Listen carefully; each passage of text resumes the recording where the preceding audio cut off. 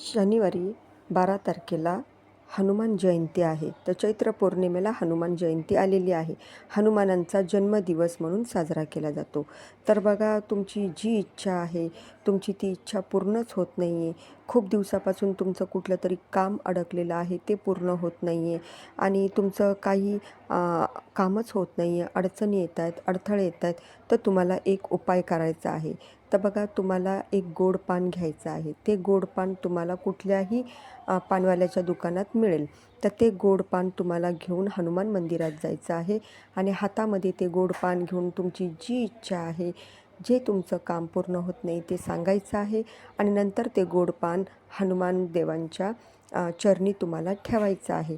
बघा, हा उपाय खूप प्रभावशाली आहे. हा उपाय तुम्ही करून बघा, तुम्हाला याचा खूप चांगला अनुभव येईल.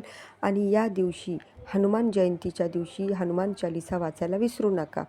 हनुमान चालीसा तुम्ही मंदिरातही गेलात तर वाचू शकता किंवा घरातही तुम्ही हनुमान चालीसा वाचायचा आहे. धन्यवाद.